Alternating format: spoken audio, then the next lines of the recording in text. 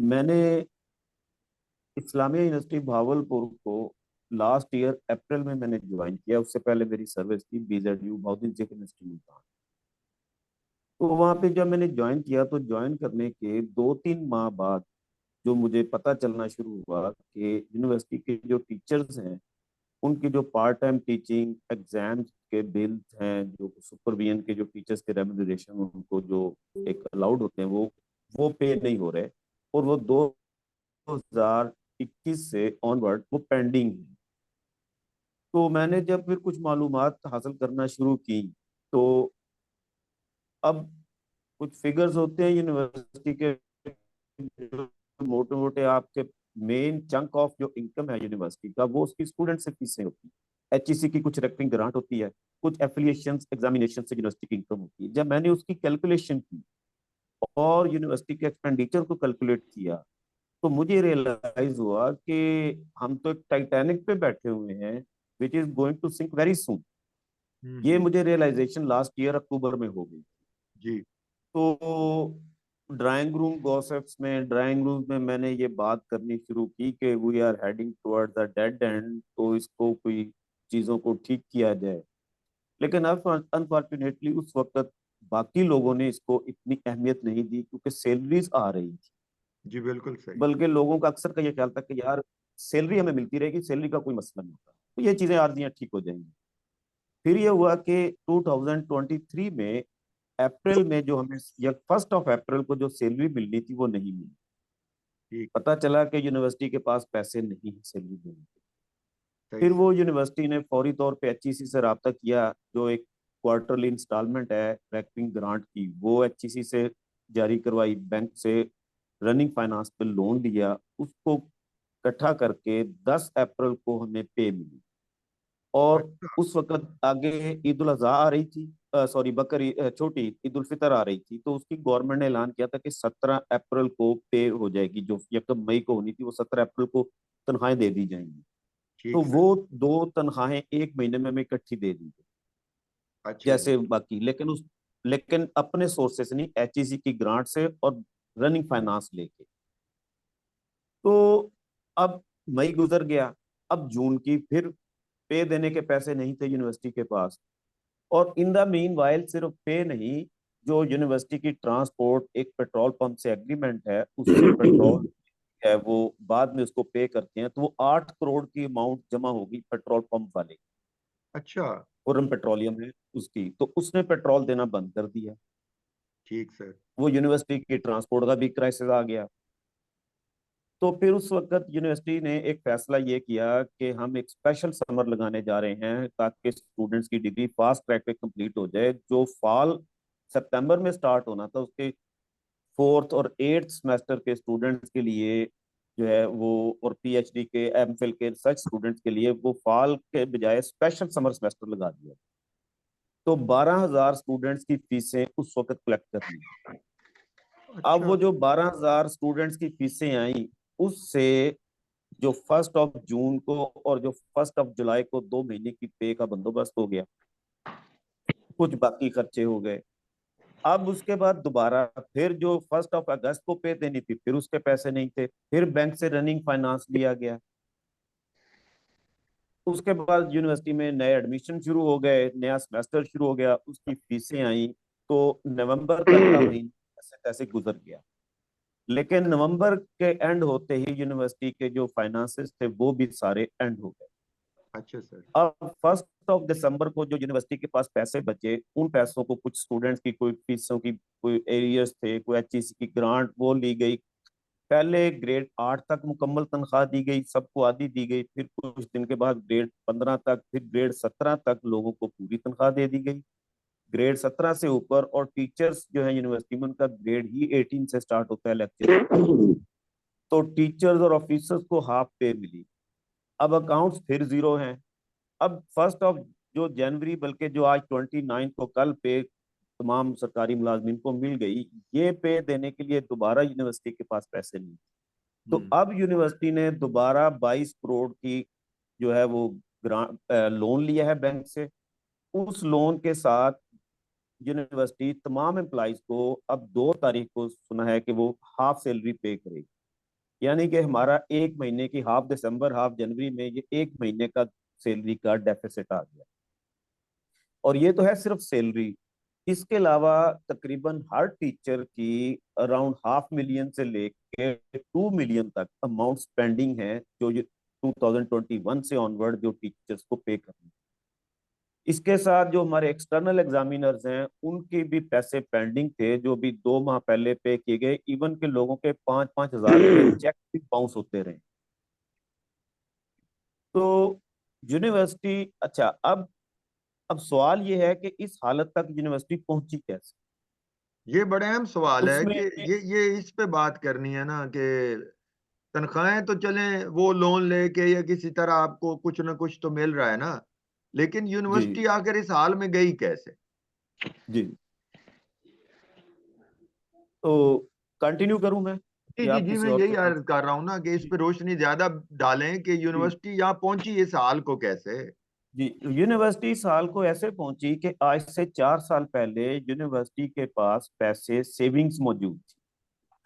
एक zero single पैनी का डेफिसिट नहीं था और सेविंग्स यूनिवर्सिटी की मौजूद थी। लेकिन पिछले 4 साल में कुछ इस तरीके से अखराजात किए गए, बेदर्दी से पैसे को खर्च किया गया कि अगर यूनिवर्सिटी 2 रुपए कमा रही थी तो खर्च 3 रुपए किए गए, जिसमें अपने प्रोजेक्ट्स जो है वो सेल्फ जो इनकम से, अपनी इनकम से प्रोजेक्ट शुरू कर दिए गए। बट अदरवाइज यूनिवर्सिटी एचईसी की ग्रांट से डेवलपमेंट प्रोजेक्ट्स करती हैं, अपनी इनकम से प्रोजेक्ट्स नहीं करती। तो अपनी इनकम से हैवी प्रोजेक्ट्स किए गए, फिर उसमें करप्शन का एलिमेंट बहुत ज्यादा, पैसे जो है वो लूट मार भी की गई। अच्छा, फिर ये हुआ कि जो यूनिवर्सिटी को एक आर्टिफिशियली ग्रोथ दी गई कि यूनिवर्सिटी की 6 फैकल्टीज के मुकाबले में 14 फैकल्टीज बना दी गई। कोई डिपार्टमेंट जो है वो अराउंड कोई 60 डिपार्टमेंट्स होंगे यूनिवर्सिटी में, जो अब 136 तक चले गए। इसके साथ साथ अजीबो गरीब किस्म के डायरेक्टोरेट बना दिए गए। इस वक्त कोई ऑलमोस्ट 30 डायरेक्टोरेट्स हैं यूनिवर्सिटी में, जिनमें हर डायरेक्टोरेट का डायरेक्टर है, स्केलेटन स्टाफ है, उसका बजट है।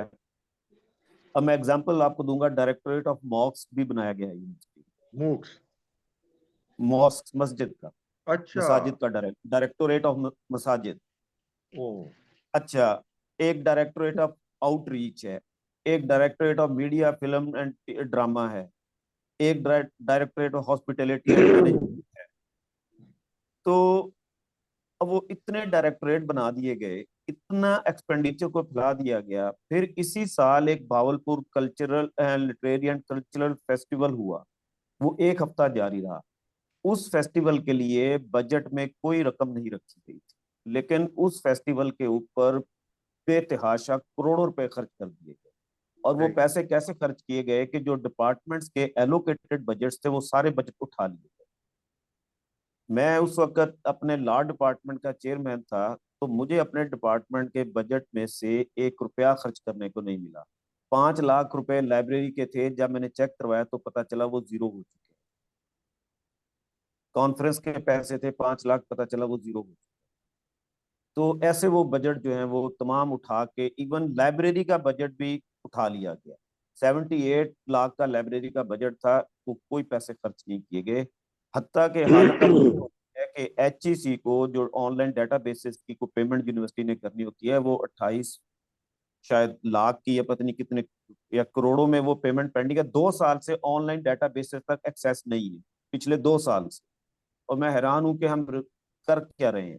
इसी तरह जीपी फंड जीरो, वो तमाम कंज्यूम कर लिया गया। पेंशन फंड तमाम कंज्यूम कर लिया गया। एफबीआर का 28 करोड़ का डिफॉल्ट है, जो हमारी तनख्वाहों में से बाकी income tax at source deduct हुआ, वो एफबीआर को पे ही नहीं किया गया।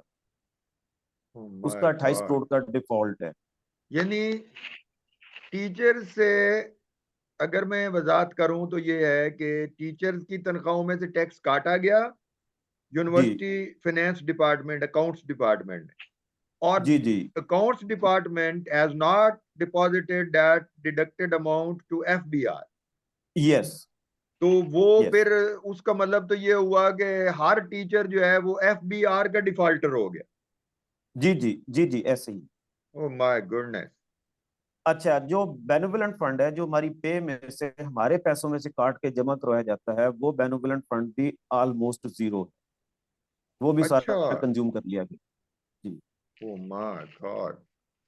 पेंशन देने के लिए यूनिवर्सिटीज एक पेंशन हेड में एक अमाउंट फिक्स करती हैं बैंक में, उसके प्रॉफिट से पेंशन पे की जाती है, वो पेंशन फंड भी सारा कंज्यूम कर लिया इस यानी वक्त। अब मैं, मैं साथ साथ जी मजीद इसको एम्फेसाइज करता जाऊं ना सर, जी कि जो पेंशन फंड था रिटायर्ड मुलाजमीन का, दैट जी हैज आल्सो बीन कंज्यूम्ड जी जी तकरीबन। उनकी अब वो पेंशनर्स भी उससे महरूम हो गए कि उनको पेंशन भी नहीं मिल पा रही। वो पेंशन यूनिवर्सिटी अपनी करंट इनकम में से देगी, अदरवाइज पेंशन का बोझ कोई भी इदारा नहीं उठा सकता। उसके लिए एक स्पेसिफिक अमाउंट बैंक में फिक्स की जाती है, उसके जी इंटरेस्ट से जी, पेंशन पे की जाती एग्जैक्टली exactly। तो वो यूनिवर्सिटी का जो फिक्सड अकाउंट था वो भी कंज्यूम है। कर जी दिया गया, वो भी जी जी खत्म जी हो जी, गया। वो भी खत्म हो गया। तो इस वक्त जो ये 30 जून 2023 को जब बजट क्लोज हुआ, तो यूनिवर्सिटी की जो आउटस्टैंडिंग लाइबिलिटीज थी जो उस वक्त ऑन रिकॉर्ड आई, वो तकरीबन थी 4 बिलियन के करीब, 4 अरब के करीब। आउटस्टैंडिंग लाइबिलिटीज मीन के आपका डेफिसिट। अच्छा, उसके बाद जून के बाद भी जो पिछले बिल, जो अभी वो ट्रेजर ऑफिस नहीं पहुंचे थे, जब वो ट्रेजर ऑफिस पहुंचे तो यूनिवर्सिटी के ट्रेजर के बकौल के वो टोटल सारा क्यूमुलेट करें तो तकरीबन 6.25 अरब की आउटस्टैंडिंग लाइबिलिटीज बनती हैं प्रीवियस। ओ। अच्छा, अब उसके बाद, अब जो फिर जब ये बजट सिंडिकेट में पेश हुआ तो वहां पे बड़ी डिबेट हुई। एचईसी की डायरेक्टर फाइनेंस वो भी उसमें मौजूद थी, उन्होंने इस पे खासा शोर मचाया। फिर एक कमेटी बनाई गई जिसकी वो मेंबर थी कि वो बजट को ठीक करे। तो उस कमेटी ने जब रिवाइज करके बजट बनाया तो वो बजट बनाया तकरीबन 10 अरब 30 करोड़ का। लेकिन यूनिवर्सिटी की जो एक साल की एस्टिमेटेड इनकम है वो 7 करोड़, 7 अरब है। इसका मतलब कि अब जो 23-24 का बजट है इसमें अराउंड 3 अरब का डेफिसिट होगा, पिछला कोई 6.25 अरब का डेफिसिट। तो नौ 2025 नौ तक अरब रुपए यू मीन के 9 अरब रुपए डेफिसिट में यूनिवर्सिटी चली गई? चली जाएगी by the end of June next year, अच्छा नेक्स्ट जून। अच्छा। अच्छा, उसके बाद आफ्टर 1 ईयर अगर सिचुएशन ऐसे ही चलती है तो जून 2025 में यूनिवर्सिटी का टोटल बजट और डेफिसिट बराबर हो जाए।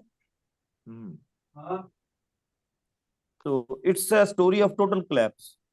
अच्छा जी, शहबाज साहब, आप क्या कहना चाहते हैं? जी बहुत शुक्रिया डॉक्टर साहब। राव साहब ने बहुत तफसीली रोशनी डाली है, फैक्ट्स एंड फिगर्स भी आपके साथ शेयर किए हैं। मैं कुछ गुजारिशात मजीद आपके सामने रखना चाहता हूँ। हमारा कंसर्न ये तो है कि जो माली क्राइसिस आईयूपी फेस कर रही है और उस क्राइसिस से कैसे निकला जाए, लेकिन साथ ही साथ एक शिकवा भी है, और वो शिकवा इस माशरे से बिलअमूम है। क्या 7 10 रोज से सड़कों पर मौजूद हैं, लेकिन मजाल है कि अरबाब इख्तियार में से किसी के कान पे जू रेंगी हो, किसी को इस बात की फिक्र सताई हो कि ये बच्चों को पढ़ाने वाले उस्ताद ये सड़कों पर बैठने पर क्यों मजबूर हुए। ये वो उस्ताद जो वक्त की पाबंदी करते थे, जो क्लास छोड़ने को गुनाह समझते थे, इनको ऐसी क्या उस्ताद आन पड़ी कि उन्होंने क्लासों का बाइकआउट तक किया, बच्चों को पढ़ाने से इनकार किया, और इस सर्दी में अपनी इज्जत की परवाह किए बगैर चादरें बिछा के बैठे हैं, इमदाद के मुंतजिर हैं, किसी मसीहा की आमद के मुंतजिर हैं। चंद रोज पहले एक वीडियो वायरल हुई, शायद आपकी नजर से गुजरी हो। मैंने एहतजाजन किन्नों की रेडी लगाई और माशरे के शऊर को बेदार करने की कोशिश की कि शायद इन्हें गैरत आ जाए इस माशरे को, शायद अरबाब इख्तियार ये सोचने पर मजबूर हो जाए कि पढ़ा लिखा नौजवान जो किसी और प्रोफेशन को अडॉप्ट कर सकता था, वो अगर फर्ज करें उसने इस पेशे को अडॉप्ट किया, कुछ डिलीवर करने की कोशिश कर रहा है, और हम उसको इस मकाम पर ले आए हैं कि उसके पास अपने बच्चों को खिलाने के पैसे नहीं है, तो फिर उसने उसके पास, देखिए हमारे पास रह के ऑप्शंस क्या रह जाती हैं, हमारे पास ऑप्शन ये रह जाती हैं कि या तो हम अपना हाल दिल आपसे बयान कर दें, या फिर ये कि अपने साथ कुछ कर बैठें। शायद अभी हम इतने बुज़दिल नहीं हुए कि उस नहज पर पहुंच सके कि अपना खात्मा कर लें, तो लिहाजा हाल दिल सुनाने आपके पास आ गए, और आप जैसे बहुत सारे दोस्तों की मेहरबानी कि आप हमें कोई प्लेटफॉर्म प्रोवाइड कर रहे हैं, किसी न किसी तरीके से जरिया बन रहे हैं कि हम अपनी आवाज़ पहुंचा सकें। जब इदारों पर मसाइल आते हैं तो वो मसाइल साझे होते हैं, और उस इदारे में काम करने वाले तमाम मुलाजमीन को उन मसाइल का बोझ भी उठाना पड़ता है। तो हम इस बात से इनकारी नहीं है कि जो मसला आन पड़ा है हम इसका बोझ नहीं उठाएंगे। हमारा सवाल कुछ और है। हमारा सवाल ये है कि रोड मैप दीजिए कि हम बाहर कैसे निकलेंगे इस क्राइसिस से। राव साहब फरमा रहे थे कि साल के एंड पे 9 10 अरब रुपए के ऊपर हमारी लाइबिलिटीज पहुंच चुकी। तो आप मुझे ये बताइए, हुकूमत पाकिस्तान, हुकूमत पंजाब, तमाम मुक़्तदर इदारे किस वक्त तक और कब तक आईयूबी को फाइनेंस करते रहेंगे और कितना फाइनेंस करते रहेंगे? क्या हम हर साल गवर्नमेंट से 4-5 अरब रुपए डिमांड करें कि 4-5 अरब रुपए झोंका जाए आईयूबी के अंदर ताकि आईयूबी का खसारा पूरा हो, अगले साल वो खसारा फिर उतना हो? तो सबसे बड़ा सवालिया निशान है इसकी सस्टेनेबिलिटी के ऊपर।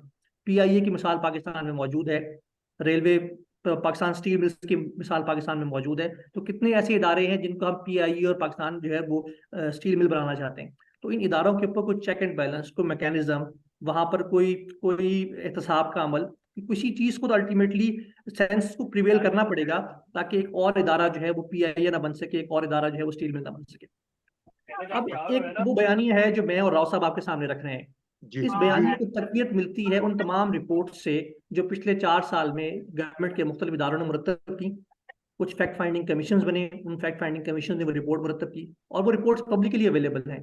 वो रिपोर्ट्स कहाँ पर पेंडिंग हैं, वो उनको क्यों इम्प्लीमेंट नहीं किया जा रहा, उनको कौन इम्प्लीमेंट नहीं होने दे रहा, ये सवालिया निशान है। और ये सवाल हम छोड़ेंगे आपके ऊपर कि आप उन रिपोर्ट्स के ऊपर सवाल उठाइए, पूछिए अरबाब इख्तियार से कि आखिर उन रिपोर्ट्स में ऐसी क्या चीज़ है जिसकी इम्प्लीमेंटेशन अगर कर दी जाएगी तो इदारे का कोई नुकसान होगा, या कौन से ऐसे अफराद जिन अफराद की जो करप्शन और नाअहली है वो एक्सपोज होती है उन रिपोर्ट्स की इम्प्लीमेंटेशन से। एक ये सवाल हम आपके ऊपर छोड़ कर जाएंगे। आपने सवाल किया यहाँ तक पहुंचा क्यों, इसका सवाल का जवाब भी आपको रिपोर्ट्स के अंदर मिल जाएगा, लेकिन साथ ये सवाल का जवाब तलाशना बहुत जरूरी है कि हम बाहर कैसे निकलेंगे इस क्राइसिस से। मेरे पास कोई रॉकेट साइंस नहीं है। राव साहब ने फरमाया कि जो कमेटी बनी जिसको सिंडिकेट ने भी एंडोर्स किया, जिसमें एचईसी के नुमाइंदे भी शामिल थे, कि 10,500 मिलियन यानी 10 अरब और 30 करोड़ रुपए के बजट में से इस वक्त यूनिवर्सिटी की आमदन तकरीबन 6.5 से 7 अरब रुपए है। तो कोई ऐसा कुलिया बताइए जिसके जरिए से हम वो जो 3.5-4 अरब रुपए का गैप वो मैनेज कर सकें। वो गैप आज मैनेज कर देगा, गवर्नमेंट हमें फंडिंग कर देगी, हमें बेल आउट पैकेज मिल जाएगा, अगले साल हम क्या करेंगे, उससे अगले साल हम क्या करेंगे, उससे आइंदा सालों में हम क्या करेंगे, फिर पेंशन के पैसे, जीपीएफ के पैसे, लाइबिलिटीज। तो इसका मतलब है हम एक ऐसे गर्दाब में फंस चुके हैं जहां बाजाहिर हमें निकलने नहीं आता। नहीं, तो हम मेरा इसलिए आपकी तवज्जो। जी जी शहबाज साहब, मैं समझ गया हूँ आपकी बात। अफजाल भाई, आप कोई सवाल करना चाहेंगे? अफजाल भाई, अपना माइक खोलिएगा, माइक आपका ऑफ है।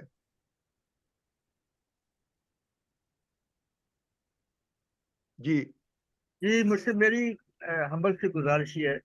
एक तो जैसे आपने फरमाया कि ये सराइकी वसीयत की बहुत कदीम इदारा है, तारीखी इदारा है ऐसे और ही है। बहुत बड़ा इदारा है। अच्छा, मैं इस क्राइसिस को सिर्फ इस फाइनेंशियल क्राइसिस वक्ती तौर पे या दूसरी मामलात में नहीं लेना चाहता। मैं एक पॉइंट आप सबके सामने रखना चाहता हूँ, खासतौर पे शाहिद इकबाल कामरान के, फिर वो इसके ऊपर अपना व्यू देंगे। कि मैं ये समझता हूँ कि ये जो है बेसिकली पब्लिक सेक्टर जो एजुकेशन है ना, उसके ऊपर बहुत बड़ा जो ना एक सवालिया निशान बन गया है। कि ये इसके पीछे क्या वो सोच तो नहीं है कि जैसे अभी मोहतरम ने फरमाया कि पीआईए के एग्जांपल है और पब्लिक सेक्टर बहुत इदारे हैं, उनका तो उन्होंने यही हल हमारी रियासत में निकाल रही है कि उनको डी नेशनल कर रही है, बेच रही है उन्हें बहुत इंपॉर्टेंट बात की, बहुत इंपॉर्टेंट पॉइंट है।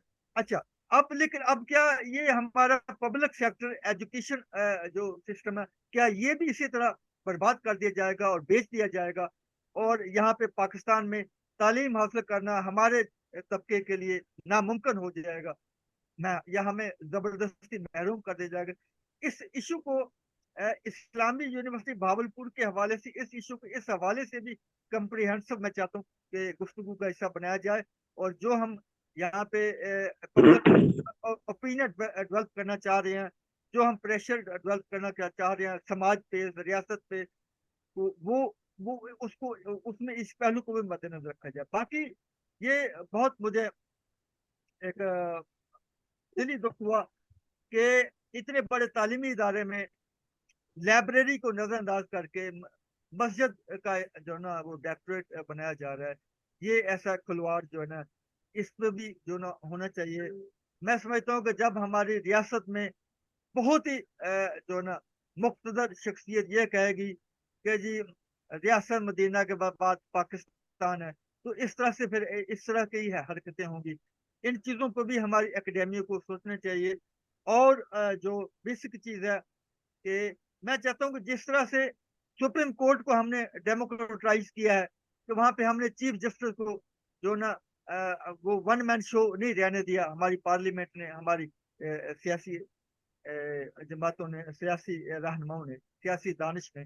इसी तरह मैं समझता हूँ कि ये जो हमारे पब्लिक सेक्टर इदारे हैं, जो खासतौर पर यूनिवर्सिटी, इसको भी डेमोक्रेटाइज किया जाए कि वन मैन शो ना हो। वहां पे जैसे सिंडिकेट है, जैसे डीन्स हैं, ये सब मिल के इनका एक फोरम हो जहाँ पे ये सारे बेसिक जो है बुनियादी फैसले किए जाए, इदारे इदारे के बारे में, तालीम के बारे में, तलबा के बारे में। तो ये मेरी एक हम्बल सी सबमिशन है। ये मैं चाहता हूँ कि इस हवाले से भी इसको डॉक्टर शहद साहब, मैं आपसे गुजारिश करूंगा, आप जानते हैं कि पाकिस्तान का निज़ाम तालीम जो है,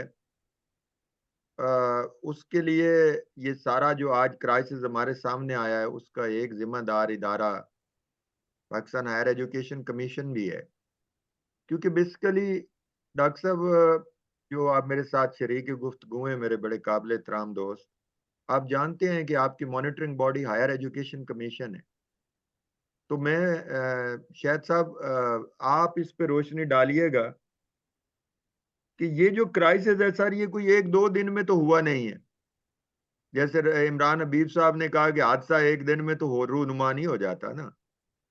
तो जब ये सब कुछ हो रहा था, उस वक्त एकेडमिक स्टाफ एसोसिएशन ने इसको रोकने की कोशिश नहीं की। इसमें कोई, अगर आप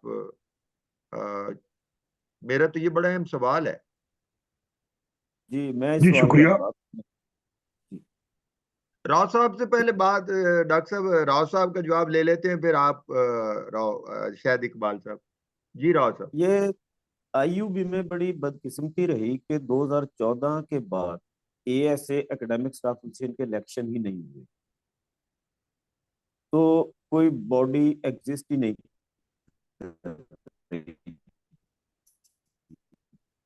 सही।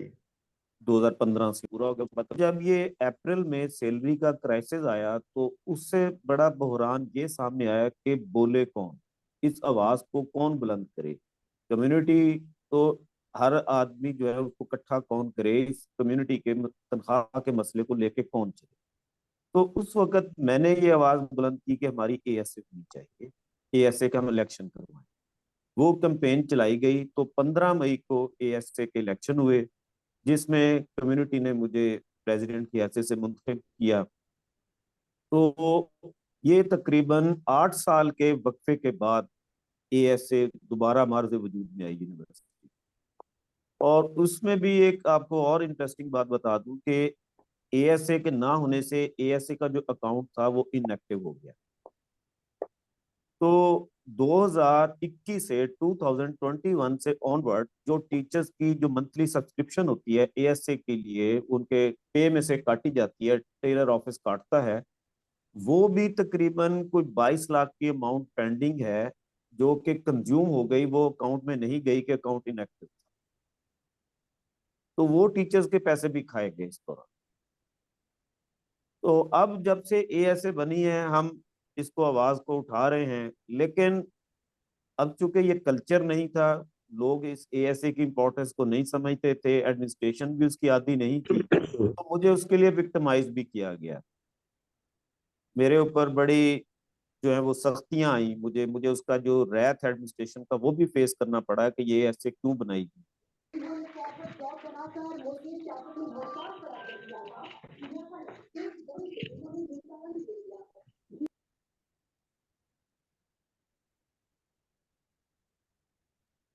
डॉक्टर शायद इकबाल साहब, सर। जी जी जी शुक्रिया। हजूर, अभी तक जो मैंने सारी गुफ्तगू सुनी है, ये अपनी जगह पे अहम थी और इसमें बहुत सारी चीजें हमारे सामने आई। लेकिन मैं जरा सूरत हाल को ज्यादा बड़े तनाजुर में आपके सामने रखना चाहता हूँ। जी प्लीज। ये जो वाकयात इस वक्त मेरे ख्याल में इस्लामिया यूनिवर्सिटी बहावलपुर का जो इशू है, इसे मैं नुक्ता आगाज तो नहीं कहता, क्योंकि ये यक वक्त कुछ दूसरी यूनिवर्सिटियों में भी ऐसा ही सीन बन रहा। लेकिन मैं ये जरूर कहूंगा कि ये आपने एचईसी की तरफ इशारा किया, ये बड़े मुनज़्ज़म अंदाज में, बड़े सोचे समझे तरीके से बड़ी मंसूबाबंदी के साथ पाकिस्तान में पब्लिक सेक्टर की हायर एजुकेशन को मुकम्मल तौर पे मफलूज करने का एक सोचा समझा प्लान जिस पर अमल हो रहा है। मैं आपसे ये गुजारिश करूं कि आप देखिए कि जब हम यूनिवर्सिटी सर्विस में आए हैं, एक यूनिवर्सिटी ग्रांट्स कमीशन होता था, जी, ठीक है, भुट्टो साहब ने जो बनाया था। बनाया था। अच्छा, उसका एक रोल था, ग्रांट्स वगैरह तकसीम करता था। जो फॉरेन स्कॉलरशिप्स होते थे उनके लिए मिनिस्ट्री में एक सेक्शन ऑफिसर के अंदर वो सारा था, वो एलोकेट हो जाते थे, वो तकसीम हो जाते थे। जब मुशर्रफ दौर में ये खड़ा किया गया HEC 2000 2000 में, उसके बाद से आप जरा, अगर सारे टीचर्स हैं, सारे समझदार लोग हैं, आप जरा हालत देखिए कि एक तरफ से प्राइवेट सेक्टर की यूनिवर्सिटियां उगना शुरू होती है, यानी बिजनेस में वो आ गई। हायर एजुकेशन पाकिस्तान में एक मुनाफा बख्श बिजनेस बना दिया गया। हालांकि दुनिया के महज़ब मुल्कों में, यूरोप में, अमेरिका में, आप सब जानते हैं कि स्टेट जो इन्वेस्टमेंट करती है एजुकेशन में, वो प्राइमरी, सेकेंडरी और हायर सेकेंडरी तक करती जी, है, ठीक है, टोटल इन्वेस्टमेंट करती है। और उसके बाद जो यूनिवर्सिटीज हैं रिसर्च के लिए,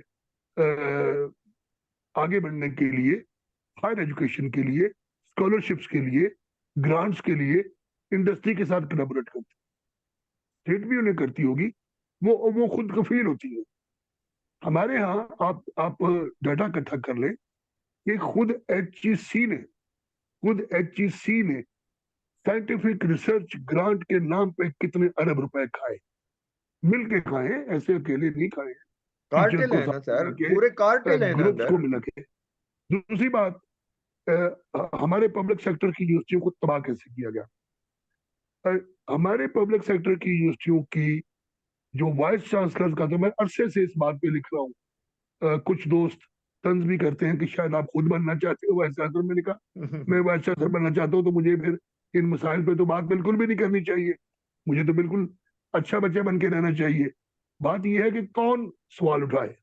एक बदकिस्मती की तरफ मैं आप सबकी तवज्जो दिलाऊंगा, जो सोचने समझने वाले लोग हैं, वो ये है कि बदकिस्मती से हमारी जो पॉलिटिकल कम्युनिटी है, हमारे जो लीडर्स हैं, हमारे जो रिप्रेजेंटेटिव्स हैं कौमी असेंबली में, सेनेट में, हमारे जो मिनिस्टर्स हैं, ये बेचारे मुतअद्दिद वजूह की बुनियाद पर इस मामले में दखल नहीं देते कि कहीं हमें कम पढ़ा लिखा ना समझ लिया जाए।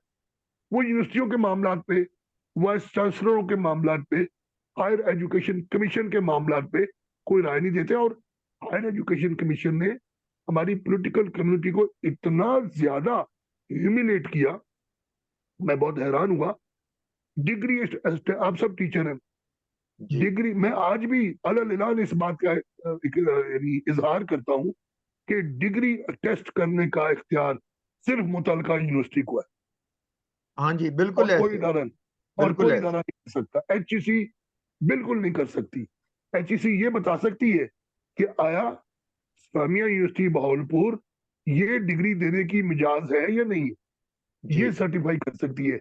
ये नहीं बता सकती कि इस्लामिया यूनिवर्सिटी बहावलपुर की जारी करदा ये डिग्री मैं अटेस्ट करूंगी। वो करवाती यूनिवर्सिटी से ही है, लेकिन दरमियान में अपना पैसा अपना उन्होंने एक बनाया हुआ है। तो इस तरह करके तीसरा काम जो इन्होंने किया खतरनाक, आप देखिए, हमारे प्रोफेसर, हमारे दोस्त ने बात की ASA की, ये तो चले इधर थी नहीं ASA। हजूर मैं आपको बताऊं कि पंजाब की जिन यूनिवर्सिटियों में ASA है भी, थी भी, वो इन वाइस चांसलरों ने जो एक नए डिजाइन के वाइस चांसलर, आपने देखा कि फार्मास्यूटिकल कंपनियों के पास मेडिकल रिप्रेजेंटेटिव, मेडिकल रैप होते हैं ना, जो शाम को बेदार होते हैं नहा धो के, सूट पहन के, चाहे गर्मियां हो चाहे सर्दियां हो, पेंट कोट टाई पहन के, चमड़े का ब्रीफ केस पकड़ के बड़े बड़े डॉक्टरों के ऑफिस के बाद चले जाते। HEC ने अपने मेडिकल रिप्रेजेंटेटिव बनाए जो वाइस चांसलर हैं, सर्च कमेटियां बनाई। हमारा कोई प्रोफेसर, हमारी कोई ASA, हमारी कोई बॉडी नहीं बोली प्रोफेसर की कि ये अब किन लोगों को वाइस चांसलर बना रहे हैं। मुझे आप ये बताइए कि किसी प्राइवेट सेक्टर की यूनिवर्सिटी की सिलेक्शन बोर्ड में वाइस चांसलर सर्च कमेटी में कोई पब्लिक सेक्टर का प्रोफेसर कभी शामिल रहा है? इवन कभी देन नहीं रहा। डॉक्टर साहब कतई कलामी कर रहा हूँ कि प्राइवेट सेक्टर जब वीसी लगाता है तो वो तो गवर्नमेंट का जो एक असूल है कि हाई कोर्ट का जज या फाइनेंस सेक्रेटरी वो उनको भी लिफ्ट नहीं करवाते। नहीं नहीं नहीं, नहीं करवाते। अच्छा, इन्होंने इन्होंने हमारी जितनी सर्च कमेटियां, खासतौर पे पंजाब की सर्च कमेटी है, उसमें प्राइवेट यूनिवर्सिटियों के मालकान बैठे होते हैं। जी प्राइवेट यूनिवर्सिटियों के मालकान बैठे होते हैं, नहायत ज़ईफुल उम्र होते हैं, जायदा जरूरत होते हैं, सिरुल फहम होते हैं, और उनका नाम इस्तेमाल किया जाता है। आपको पता है, अगर आप कहें कि आपको नहीं पता तो मैं आपको चैलेंज नहीं करूंगा कि अब वाइस चांसलरों के लिए रेट लगे हुए। अब जो वाइस चांसलर, आपकी यूनिवर्सिटी इस्लामी यूनिवर्सिटी भावलपुर के बारे में भी हमें इतलात मिली है। देखिए, बात यह है कि 4 साल में ये सारा काम हुआ, मिस अप्रोप्रिएशन हुई है। एक आदमी सिर्फ गया है वाइस चांसलर साहब गए हैं। वाइस चांसलर साहब के साथ जितनी टीम भी थी, चाहे वो फाइनेंस की टीम थी, चाहे वो एडमिनिस्ट्रेशन की टीम थी, चाहे वो सिंडिकेट था, चाहे वो डीन्स कमेटी थी, और फोरम भी आपके होंगे, डायरेक्टर्स वो जो डायरेक्टरेट के डायरेक्टर्स डायरेक्टर, लगाए गए वो सारे अपनी जगह हैं। वो सारे आपके हुजूर, आपकी यूनिवर्सिटी में आप तो एहतजाज कर रहे हैं ना। मैंने आपकी वो माल्टा फरोशी वाली वीडियो देखी थी, उसमें बिके कम और आपके दोस्तों ने खाए ज्यादा, मैंने ये भी देखा था। उस एहतजाज में तो शायद वो शामिल ना हो, लेकिन वो सारे उस करप्शन कह लें या कुछ भी कह लें, मिसमैनेजमेंट कह लें, मिस अप्रोप्रिएशन कह लें, पैसा जाया करना कह लें, पैसा जाया नहीं होता, पैसा खाया जाता है। पैसा जाया नहीं होता, पैसा बांटा जाता है, पैसा भेजा जाता है। 16 करोड़ रुपए आखिरी दिनों में, जिन दिनों इतनी बीबी, इतनी शरीफ, इतनी पर्देदार यूनिवर्सिटी, इतनी इतनी यानी रीत रिवाज वाली यूनिवर्सिटी इस्लामी यूनिवर्सिटी भावलपुर, जब इसका वीडियो स्कैंडल आया, बड़ा शर्मनाक था। अकल तो जवाब ही दे गई। लेकिन मैं बड़े यानी मुझे इजाजत दे कि जो रद्द अमल इमीडिएटली टीचिंग कम्युनिटी की तरफ से आना चाहिए था, वो थोड़ी देर से आया, थोड़ी देर से आया। लेकिन मुझे अफसोस है, इस सोसाइटी की तरफ से रद्द अमल नहीं आया, और अहले नजर उसी वक्त जान गए थे कि ये जो गर्द उड़ाई गई है। देखिए, तालिबात पर आपके पास है क्या? आपके पास तालिब इल्म है और टीचर है, इसके अलावा जो भी है वो ज्यादा जरूरत। कोई तालीमी इदारा, कोई यूनिवर्सिटी अपने स्कॉलर्स यानी स्टूडेंट्स और अपने प्रोफेसर के जरिए पहचानी जाती है। बाकी सारा कम्युनिटी जो है वो सपोर्टिंग स्टाफ में आती है। ठीक है, तो इस स्कैंडल में आपकी तालिबात को देखिए, जनूबी पंजाब थोड़ी सी हमारे सेंट्रल पंजाब से मुख्तलिफ रवायात रखता है। यहाँ अगर माँ बाप ने बच्चियों को यूनिवर्सिटी में तालीम के लिए भेजा है, तो ये उसके लिए इतना बड़ा धचका था कि उनको भी रोक दिया जाए, और रुकावट यकीनन पड़ी, लेकिन शुक्र है कि उस पर जल्दी काबू पा लिया गया। लेकिन उसकी हमारे यहाँ एक बात मैं वैसे जिम्नन कर दूं, अल्लामा इकबाल ने एक जगह लिखा था कि सफेद फाम कौमों की बर्तरी की वजह यह है कि उनकी हिस्से वाकयात बड़ी तेज है। हम लोगों की हिस्से वाकयात तेज नहीं है। वो अपनी जिंदगी में आने वाले हर वाक़े का डीप एनालिसिस करते हैं। अगर इस वीडियो स्कैंडल का डीप एनालिसिस किया जाता तो पता चल जाता कि असल कहानी इस कारपेट के नीचे छुपी हुई है, जो इसके हटने के बाद ऊपर आएगी। वो आई 4 साल में यूनिवर्सिटी ने अपनी, देखिए, ये जो आपका एंडोमेंट फंड होता है ना, जो आपके रिजर्व होते हैं, जो आपकी इन्वेस्टमेंट्स होती हैं, जिनके इंटरेस्ट से आप मामला चलाते हो, पेंशन हो गई, पे हो गई, ये हो गई, इनको आप कभी भी नहीं छेड़ते। इनको आप कभी भी नहीं छेड़ते। फिर आप बड़ी तवज्जो से आपके जो डिपार्टमेंट्स हैं, देखिए इस वक्त हमारी यूनिवर्सिटियां, पब्लिक और प्राइवेट दोनों, सब टीचर बैठे हैं, जितनी डिग्रीज बीएस पेश कर रही हैं, मुझे आप बता दें उनकी जॉब मार्केट है। जब पब्लिक सेक्टर यूनिवर्सिटियां, जिस तरह इस्लामी यूनिवर्सिटी भावलपुर शिकार बनी है, मैं आपको बता देता हूँ, नैया यूनिवर्सिटी में तनख्वाह नहीं मिलती। मैं आपको बता देता हूँ कि वफाकी उर्दू यूनिवर्सिटी में तनख्वाह नहीं मिल रही और इस्लामिया यूनिवर्सिटी बहावलपुर से बड़ा स्कैंडल उधर उठ रहा है, उठ चुका है। बल्कि मैं आपको बता देता हूँ, केपीके में बड़ी यूनिवर्सिटी, पिशावर यूनिवर्सिटी में तनख्वाहें नहीं मिल रही। हाँ जी, वहाँ पिछले बहुत बड़ी स्ट्राइक हुई पिछले है, पिछले बहुत बड़ी। 45 दिन से टीचर्स सड़कों पे हैं, हड़ताल पे हैं। उन्होंने रुखसत होने वाले वाइस चांसलर की इज्जत और तकरीम की खातिर चलो अपना गुस्सा तो निकाला, एक गधा लेके आए थे बीसी ऑफिस, जी, वो वाइस टीवी पे चांसलर दिखाया गया ऑफिस है, में टीवी एक पे गधा दिखाया लेके आए जाता है। थे ताकि उनको अप्रोप्रिएट ट्रांसपोर्ट दी जा सके। तो कहने का ये है कि ये जो पैसे देकर वाइस चांसलर बनने का रिवाज था, अभी भी बन रहे हैं, पैसे देकर वाइस चांसलर बनने का रिवाज था, जिसको अपोज नहीं किया मेरी टीचिंग कम्युनिटी, अपोज नहीं किया। एचईसी, मैं आपको बता देता हूं कि एचईसी बजाय खुद हायर एजुकेशन पे बोझ है, इसका जो बजट है उसका 60% से ज्यादा हिस्सा खुद एचईसी की ऑर्गेनाइजेशन पे लग जाता है। उसके बाद बाकी जो बचता है वो उसको तकसीम करते हैं और उसमें भी बहुत बड़ा हिस्सा वो रखते हैं। अब हमारे यहाँ आप मैं नाम ही लेता हूं, आप जानते होंगे, रैंडमली चेक कर लें, पंजाब में वफाक में जितनी यूनिवर्सिटियों में वाइस चांसलर लग रहे हैं, मैं हमेशा एक बात कहता आ रहा हूँ, अब दोस्त कुछ कुछ समझने लगे। मैं ये कहता हूं कि ये बड़ा नोबल प्रोफेशन, वाइस चांसलर ये एक जॉब नहीं है, एक बड़ा मोअज़्ज़ज़ मनसब है। अब जरूरत आ गई है इस बात की कि ऐलान कर दिया जाए कि जिस शख्स को भी वाइस चांसलर बनाया जाए उसके जाती और उसके खानदान के सारे असासे डिक्लेयर हों, और जब वो टेन्योर पूरा करे उसके उस वक्त के असासों के साथ, आपको पता है क्लियर किया।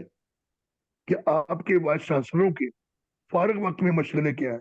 शाम के वक्त, छुट्टी के दिन, ये कार में बैठते हैं, ये घूमते हैं और शहरों में प्लॉट देखते हैं, ये प्लॉट खरीदते हैं, रियल स्टेट खरीदते हैं, ये सोने की छोटी छोटी ईंटें खरीदते हैं। अगर आप कहें कि आपको नहीं पता, तो या तो आप सच नहीं बोल रहे या आप बहुत ज्यादा साधे हैं। ये पैसा कहां से आता है मुझे ये बता दें। वाइस चांसलर की तनख्वाह आपके साथ एक कानून मौजूद है। डॉक्टर नासिर हुसैन बुखारी साहब, आपसे पूछा जा सकता है कि आपकी ये इनकम है, ये सैलरी है, ये इनहेरेंट प्रॉपर्टी है, ये चीज आपने कहां से ली? पूछा जा सकता है ना? बिल्कुल आप है। बताएं आपने कहां से ली? तो इन लोगों से क्यों नहीं पूछा जाता, जो देहात से उठ के आते, कमजोर बैकग्राउंड से आते, पैसे जोड़ते हैं। अब आपको मैं एक और बात बता दूं, मार्केट में इन्वेस्टर्स मौजूद है। अगर आपने फैसला कर लिया है वाइस चांसलर बनने का, तो मार्केट में इन्वेस्टर मौजूद है जो आपके बिहार पे इन्वेस्टमेंट करेंगे और आपके वाइस चांसलर बनने की सूरत में आप फिर उनको सारी इन्वेस्टमेंट वापस देंगे, लेने का यूनिवर्सिटी के मौका देंगे। कॉन्ट्रैक्ट्स और इस तरह के सारा मुख्तलिफ कुछ करें। तरीकों से। आपकी यूनिवर्सिटी के साथ भी यही हुआ। आपने नहीं बताया, मैं बता देता हूं कि हुजूर आपने पिछले 4 साल में यूनिवर्सिटी में भर्तियों का अंबार लगा दिया। आपने यूनिवर्सिटियों का, मैं हैरान हूं, अगर ये मुबालगे के तौर पे भी मैं बात करूं तो बराह करम सुन लीजिएगा कि अगर किसी पोस्ट पर 10 लोगों ने अप्लाई किया तो आपने 20 भर्ती कर दी। चलिए इसको लतीफा ही समझ लीजिए, लेकिन आपने बगैर किसी फिजिबिलिटी के इतने डिपार्टमेंट्स खोल लिए। चलिए छोड़िए, ये सारा कुछ हुआ। मेरा सवाल सिर्फ एक है, हमारे दोस्त ने बताया कि इन्होंने ऐसे बना ली।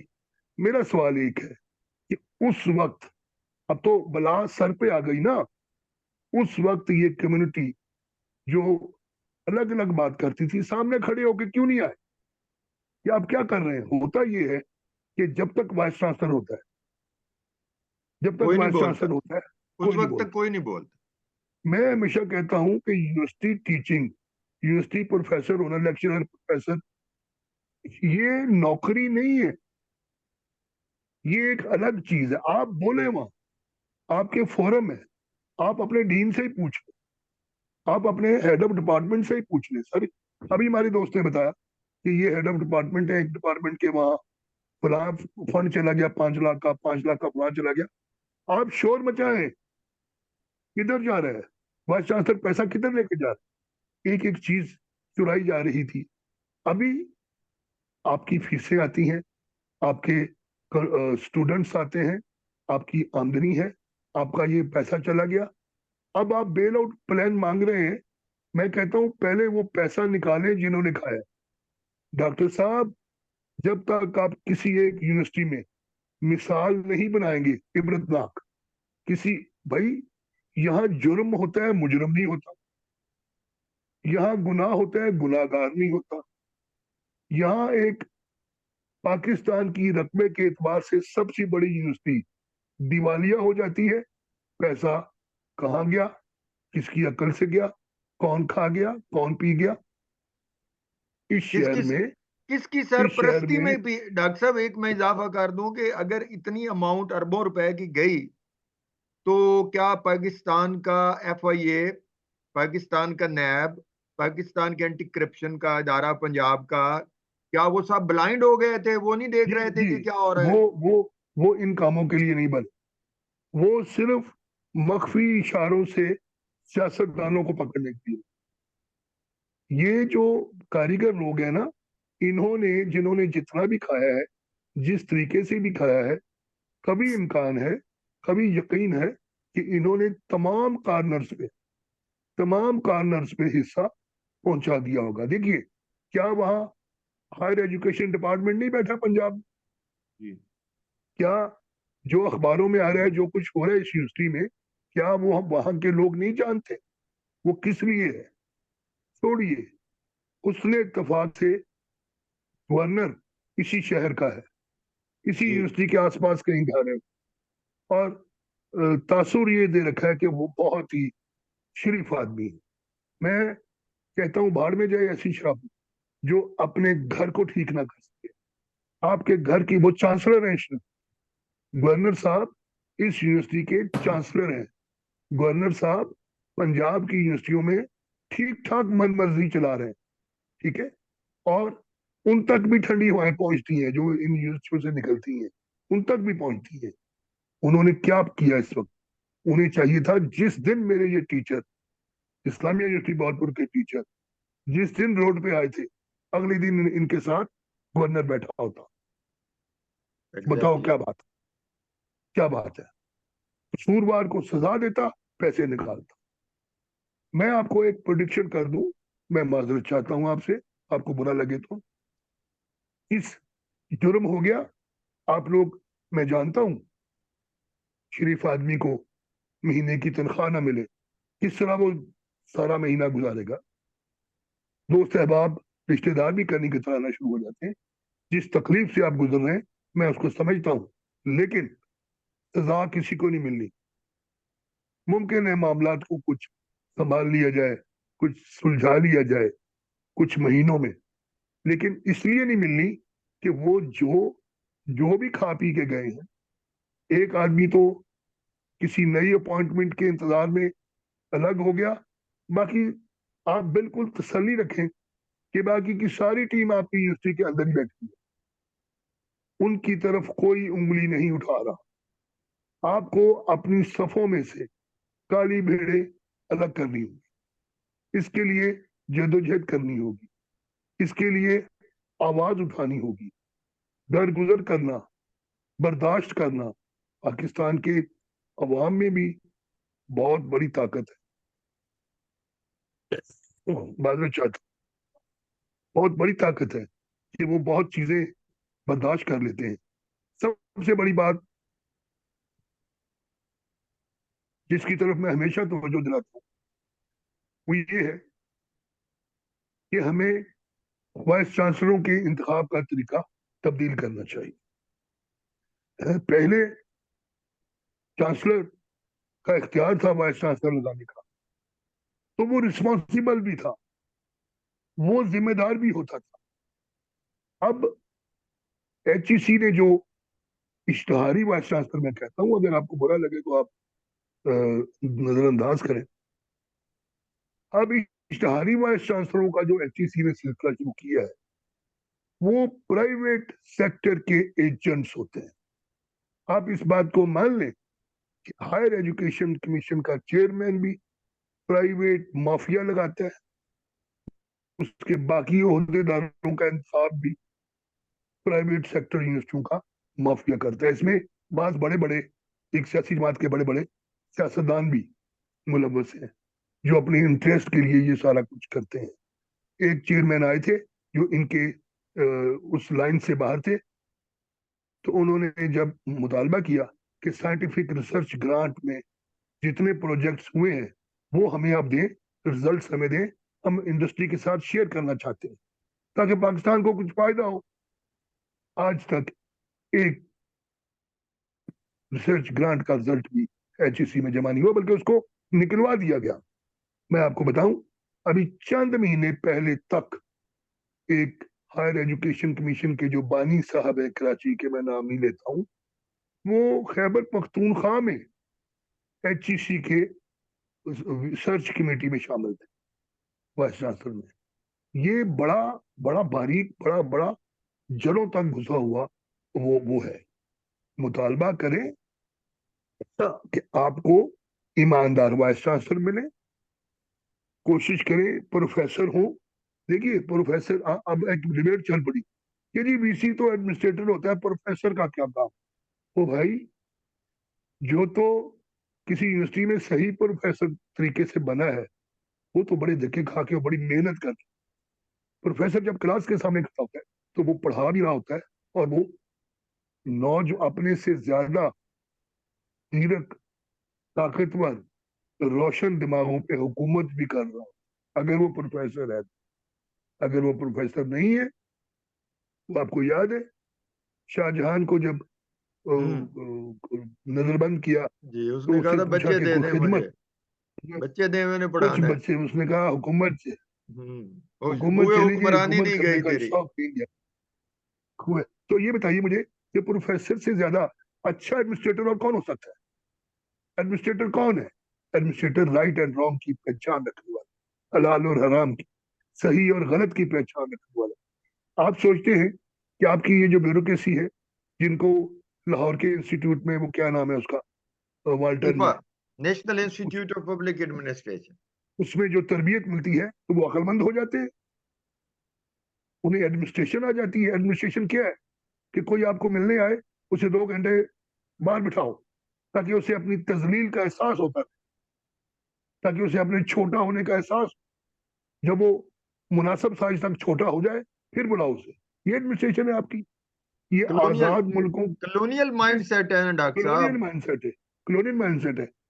लेकिन इसी कलोनियल माइंडसेट में सिर्फ क्लासरूम में खड़े होकर पढ़ाने वाला आजाद एडमिनिस्ट्रेटर हो सकता है। ये कहना कि प्रोफेसरों को तो एडमिनिस्ट्रेशन आती नहीं है, तो भाई ये जो मेडिकल रैप लेके आते हो, जो गर्मियों में भी गर्म सूट पहनते हैं, ये कहाँ से एडमिनिस्ट्रेशन की तरबियत लेके आए? UK की, किसी और यूनिवर्सिटी की? मुझे एक दोस्त कहने लगा, अगर आप में से किसी ने बाहर से PhD की हुई है तो मैं माजूर चाहता हूँ। वो कहने लगा कि वो यूनिवर्सिटियां अगर कोई बहुत आउटस्टैंडिंग स्कॉलर हो ना, साइंस के किसी मजमून में रिसर्च करने वाला, उसे और वापस ही नहीं रिसर्च आने करे देती। डॉक्टरेट, तो उसे मैक्सिमम कोशिश करती है कि हम यहाँ एंगेज कर, और जो बस चलता हुआ काम करता ना, उसको जल्दी जल्दी डिग्री दे के कहती जाओ अपने मुल्क में हुकूमत कर, और यहाँ आते ही वो वाइस चांसलर लग जाते, वो वाइस चांसलर लग जाते। मैंने एक वाइस चांसलर साहब का इंटरव्यू पढ़ा, तो वो किसी यूनिवर्सिटी में 4 साल का टेन्योर गुजार के आए, साइंस के किसी मजमून में, बड़े कोई गहरा सा मजमून था, मुझे नहीं पता क्या था, उनकी बड़ी खौफनाक रिसर्च थी।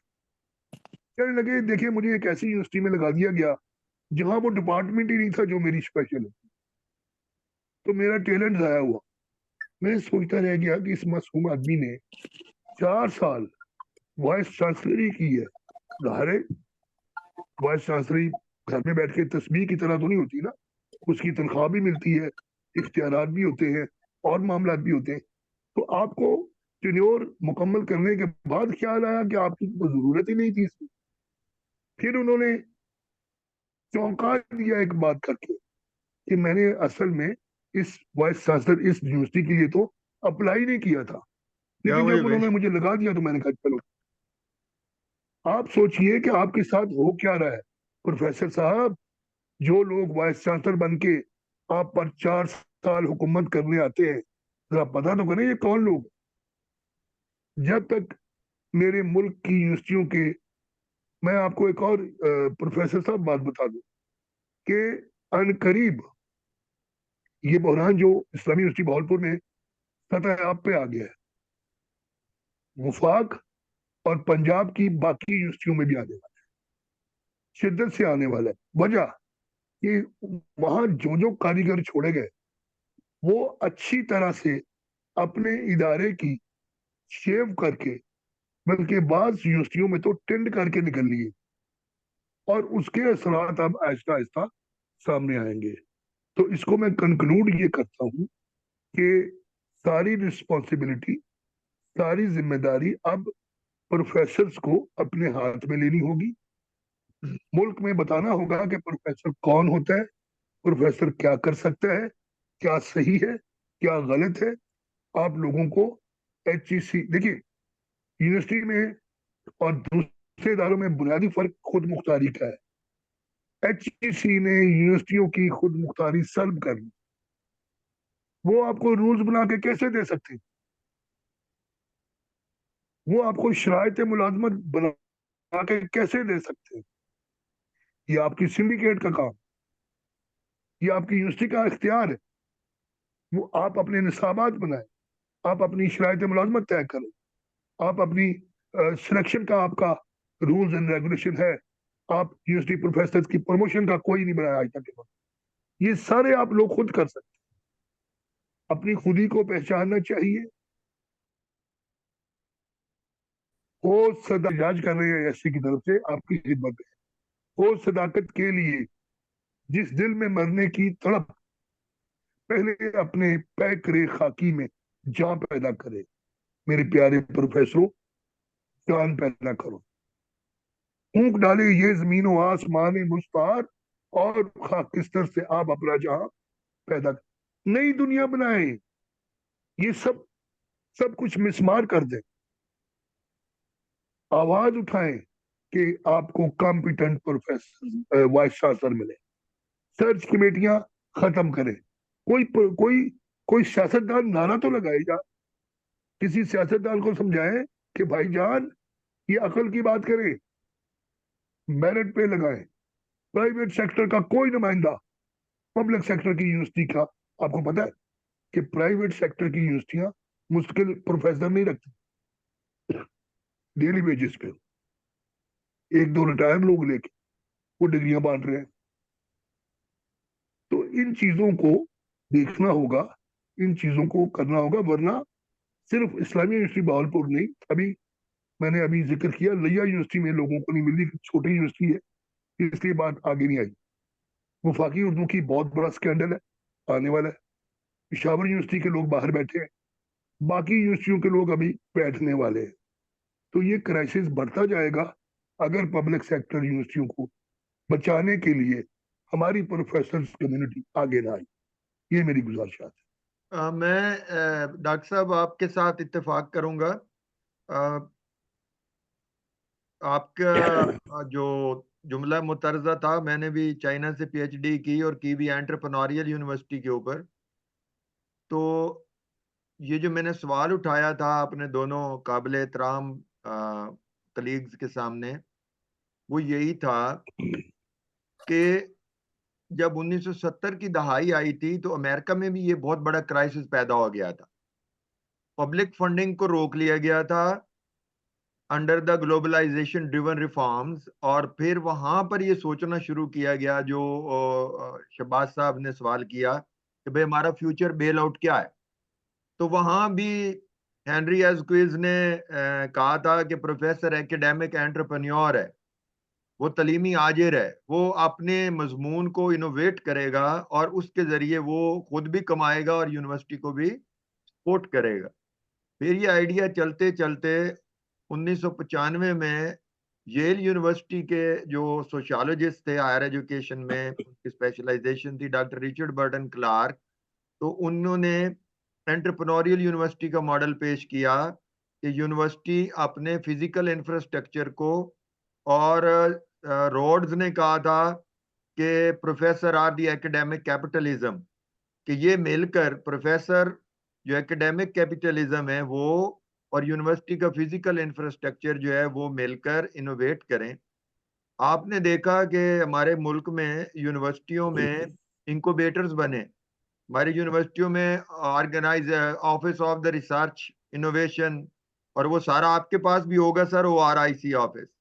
लेकिन जी, और इन सब ने जिसकी तरफ डॉक्टर शहद साहब ने इशारा किया, मुझे बताएं कि कितनी यूनिवर्सिटी इंडस्ट्री कोलैबोरेशन की? कुछ भी नहीं किया।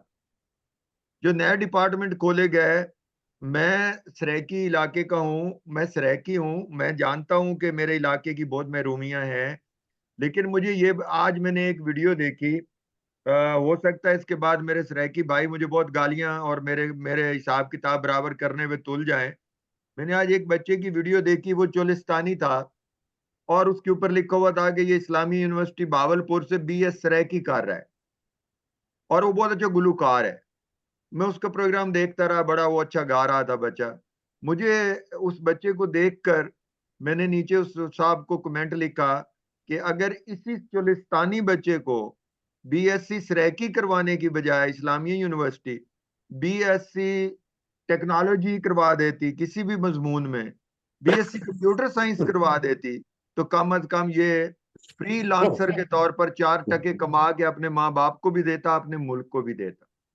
तो एक तो इशू जो डॉक्टर साहब ने जिसकी तरफ इशारा किया कि हमारी यूनिवर्सिटियां डूब रही हैं फाइनेंशियली, उसकी बुनियादी वजह हमारी यूनिवर्सिटियों के अंदर एकेडमिक कैपिटलिज्म की अप्रोच नहीं है। हमारे प्रोफेसर जो हैं वो अमर्जिंग साइंसेज और अमर्जिंग टेक्नोलॉजीज के मज़ामीन को बिल्कुल आगे नहीं आने देना चाहते, और खसूसी तौर पर जो पुराने डीन्स बैठे हुए हैं, जो पुराने, जैसे डॉक्टर साहब ने फरमाया कि अब तो उनकी फहम और फरासत भी खत्म हो गई है, लेकिन वो हालात के on the Helm's of affairs हैं, और वो कभी भी नहीं चाहते कि जदीद दुनिया के साथ पाकिस्तान जुड़ सके। मुझे बताएं कि इस वक्त हम अपील तो कर रहे हैं, मैं जाती तौर पर चीफ ऑफ आर्मी स्टाफ से अपील करूंगा कि वो इस मामले में मुदाखलत करें और इस मसले का हल निकालें। उम्मीद है कि जनरल साहब तक अगर हमारी आवाज पहुंची तो ये मसला किसी हद तक हल हो सकता है, क्योंकि the best way is to resolve the issue is the general chief of army staff ने हल करना है। नीचे वालों ने तो कहना है कि जी हम कुछ नहीं कर पा रहे। हम चीफ जस्टिस काजी फैज ईसा से भी अपील करते हैं कि खुदा के लिए अब तो उनके पास फोटो का 3 जजेस की कमेटी है, वो बैठ जाए और आज खुद नोटिस ले ले कि सराइकी इलाके सूबा पंजाब की सबसे बड़ी यूनिवर्सिटी डिफॉल्ट क्यों हो गई। हम गवर्नर बलीगुर रहमान से भी अपील करते हैं पीपल्स प्रोफेसर्स फोरम की तरफ से कि जनाब आप तशरीफ लाएं, आके बैठें, आपका घर है, आपके घर के बच्चे पढ़ते हैं वहां पर, उनके असातिज़ा को इज्जत एहतराम दें। और शहबाज साहब की इस बात से मुझे रियली बहुत तकलीफ और ज़हनी अजियत हुई है कि हम एक ऐसे गैर इंसानी मुआशरे में रहते हैं जहाँ पर उस्ताद की कोई वैल्यू नहीं है, ना उसकी कोई सोशल क्रेडिबिलिटी है, ना उसकी कोई इकोनॉमिक फाइनेंशियल क्रेडिबिलिटी हमें दी गई है। अब आपको सोचना ये है, नंबर 1 जो हम आपको मशवरा दे सकते हैं दोनों भाइयों को, डॉक्टर साहब ने उसकी तरफ इशारा किया, तो मैं उसमें एक एडिशन अगर आप अलाउ कर दें मुझे, सिर्फ आप सर मुझे सिर्फ 1 मिनट दें, मैं उसके बाद आपसे बिल्कुल आप जो चाहेंगे हम आपसे ही बात समअप करेंगे। मैं डॉक्टर शहद इकबाल कामरान साहब की बात को आगे बढ़ाते हुए ये कहूँगा कि HEC को, हुकूमत सूबाई हुकूमतों को और फेडरल गवर्नमेंट को ये लॉ पास करना चाहिए कि अगर आर्मी चीफ, अगर चीफ जस्टिस, अगर ब्यूरोक्रेट प्रोमोट होकर ग्रेड 22 में आखिरी ओहदे पर जा सकता है, तो किसी यूनिवर्सिटी का जहीन तरीन प्रोफेसर जिसने 30 साल वहां लगाए होते हैं, तो वो वाइस चांसलर वहीं से बनना चाहिए यूनिवर्सिटी के अंदर से। जो सीनियर मोस्ट प्रोफेसर हो, automatically should be assigned the task of the vice chancellor rather than these rubbish fake search committees. ये नहीं होनी चाहिए। और दूसरी बात यह है कि जैसे डॉक्टर साहब ने कहा, हम जनाब अखबारात को, तमाम इलेक्ट्रॉनिक चैनल्स को और इन्वेस्टिगेटिव रिपोर्टर्स को जो पूरे पाकिस्तान में है, उनसे पीपल्स प्रोफेसर्स फोरम की तरफ से अपील करते हैं कि वो इस मामले को आकर इन्वेस्टिगेट करें कि आखिर इतना बड़ा क्राइसिस पैदा कैसे हो गया, और जो असल कोई इसमें इन्वॉल्वमेंट है जिन लोगों की, उनको सामने लाएं। चूंकि हमने ये प्रोग्राम किया है तो इसकी जिम्मेदारी हमारे ऊपर ये भी बनती है कि अगर दूसरी तरफ से कोई व्यू पॉइंट देना चाहता है तो ये फोरम हाजिर है। हमारा ये ऑनलाइन फोरम जो है, people's professors forum exclusive talk जो होती है, हम उनको भी सुनना, वो भी आए, अपना मौक़िफ़ दे सकते हैं। जी आप शहबाज साहब, आप फरमाइए। जी मैं अर्ज ये कर रहा था कि जामिया का जो मसला है इस वक्त, ये सिर्फ असातिज़ा का या वालिदैन का और बच्चों का मसला नहीं रह गया। अगर आप इसको थोड़ा सा अनफोल्ड करें, बहावलपुर की डायनामिक्स को समझें, तो Islamic university Bahawalpur knowledge hub होने के साथ साथ इकोनॉमिक हब भी है शहर का। जी ये वो बिल्कुल इदारा ऐसे है जो पूरे बहावलपुर शहर की इकोनॉमी को रन करता है। तो अगर आप इस इदारे को सस्टेनेबल नहीं करेंगे तो इसका इम्पैक्ट यहाँ की सोशल लाइफ के साथ साथ यहाँ की इकोनॉमिक लाइफ के ऊपर भी पड़ेगा। तो ये इसकी सेवेरिटी को अंडरस्टैंड करने की जरूरत है। और जो मुतालबात आपने सामने रखे हैं, मैं चाहता हूँ कि इसको थोड़ा सा और जो है ना स्पेसिफाई करें हम। जी मेरी प्लीज। दरख्वास्त ये होगी कि आप इस प्रोग्राम के तवज्जो से इसकी जो जो रिकमेंडेशंस हैं, उन रिकमेंडेशंस को इलेक्ट्रॉनिक मीडिया के जरिए, प्रिंट मीडिया के जरिए उन क्वार्टर्स तक पहुंचाइए जो मैटर करते हैं। उन अरबाब इख्तियार को जोड़ने की कोशिश कीजिए जिनकी कलम की जुम्बिश जो है जामिया के मसाइल को हल कर सकती है। हम सीएम को लिख चुके हैं, गवर्नर को लिख चुके हैं, चेयरमैन सेनेट को लिख चुके हैं, मुतल्लिका मिनिस्ट्रीज को लिख चुके हैं, कंसर्न सेक्रेटरीज को लिख चुके हैं। तमाम इदारों के पास हमारी दरखास्तें पेंडिंग पड़ी हैं। खुदारा आप ज़रा हमारे लिए थोड़ा वक्त निकालिए, हमारे साथ बैठिए, हमारी सुनिए, हमारे मसाइल की हल की जानिब को पेशरफ कीजिए प्लीज। यही बात मैं आप पहले अर्ज कर चुका हूँ कि मैंने, मेरे दोस्तों ने, अफजाल साहब ने, शहद इकबाल कामरान साहब ने, हम सब ने अपील की है मुल्क के तमाम मुक़्तदर इदारों से, मुल्क की तमाम इन्वेस्टिगेटिव एजेंसी से हम अपील करते हैं, जहां तक भी ये फेसबुक के जरिए हमारी आवाज जा रही है, वो आए और आकर इस साजा कराम जो वहाँ इस वक्त इस शदीद सर्दी में एक बड़ी मुसीबत का शिकार है, और साउथ पंजाब की इतनी बड़ी तलीमी दरसगाह को बिल्कुल कह लें कि बका का जंग का सामना है, उसके लिए वो आए और इस मसले का हल निकालें। इस मसले का हल जो है, अगर तो एकेडमिकली पूछा जाए मेरे से, डॉक्टर शहद इकबाल साहब, तो मैंने तो जो अभी अपनी किताब लिखी है entrepreneurial university lessons for Pakistan, जो पब्लिश होगी इंशाल्लाह अगले 2-4 माह में, मैंने तो यही सोल्यूशन पेश किया है उसमें कि ये जो प्राइवेट सेक्टर के लोगों ने और HEC ने और दूसरे मुख्तलिफ इदारों के अंदर जो बैठे हुए लोग हैं और उनके जो कार्टेल्स हैं, उनको तोड़ा जाए। पब्लिक सेक्टर यूनिवर्सिटी को रिसर्च यूनिवर्सिटियों में बदला जाए, और ये जो पुराने मुजामीन हैं, जैसे मैंने अभी आपको मिसाल दी है कि सरायकी, अभी गाजी यूनिवर्सिटी खुली है डॉक्टर साहब, गाजी यूनिवर्सिटी में बलोची और सरायकी के मुजामीन ऐड कर दिए गए। मेरे ज़िले झंग में यूनिवर्सिटी बनाई गई, वहां पर एक भी टेक्निकल मजमून शामिल नहीं है डॉक्टर शहद इकबाल कामरान साहब। इस्लामियात, उर्दू, फिजिक्स, केमिस्ट्री, साइकोलॉजी और एक कंप्यूटर साइंस एजुकेशन। अब मुझे बताएं कि ये इनमें से जो बच्चे BS करके बाहर निकलेंगे, वो आपकी इकोनॉमी को क्या कंट्रीब्यूट करते हैं। फिर जो दूसरा बड़ा इश्यू है आप लोगों का, एक पेपर आप लोग छापते हैं Y और W कैटेगरी का, और मैं ब्लेम नहीं कर रहा अपनी कम्युनिटी के लोगों को, लेकिन एक एक पेपर छापते हैं राव इमरान हबीब साहब, 6 लोग उसमें आथर होते हैं, 6 पेपर छपते हैं, 36 बंदे उसमें अकोमोडेट होते हैं। तो वही HEC आपके पेपर के ऊपर आपके लोगों को प्रमोशंस देती हैं, वही थर्ड क्लास पेपर जो है वो VC लगने के लिए पेश किए जाते हैं। ये सारा ड्रामेबाजियां बंद की जानी चाहिए और इनको बिल्कुल खत्म कर देना चाहिए। मुझे ये बताएं कि दुनिया में 2 बड़े इंडेक्स हैं, एक को कहते हैं इंटरनेशनल साइंटिफिक इंडेक्स, जिसमें आपके इम्पैक्ट फैक्टर, साइंटिफिक रिसर्च छपती है, आप मेरे से ज्यादा, आप यूनिवर्सिटियों के लोग हैं, और एक सोशल साइंसेज साइटेशन इंडेक्स है। वो पेपर्स पूरी दुनिया की वर्ल्ड क्लास यूनिवर्सिटीज एक्सेप्ट करती हैं, एज एन इम्पैक्ट जर्नल्स में।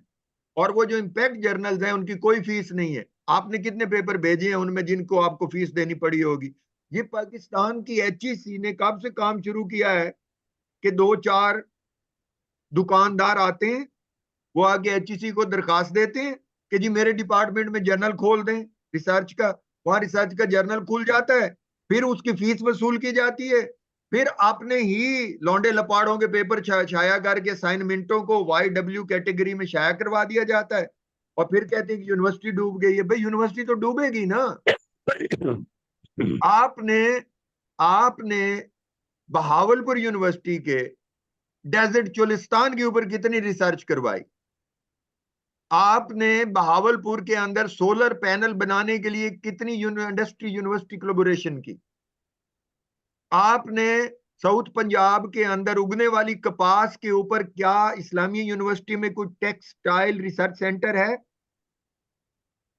कोई कॉटन रिसर्च सेंटर बनाया आपकी यूनिवर्सिटी ने प्रोफेसर साहबान? नहीं बनाया ना। तो ये किसका कसूर है?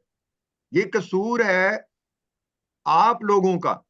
माइंड ना कीजिएगा, हम आपको कोई वो नहीं कर रहे। ये डॉक्टर कसूर साहब मैं इस यूनिवर्सिटी पे के अंदर बैठे हुए लोगों का है।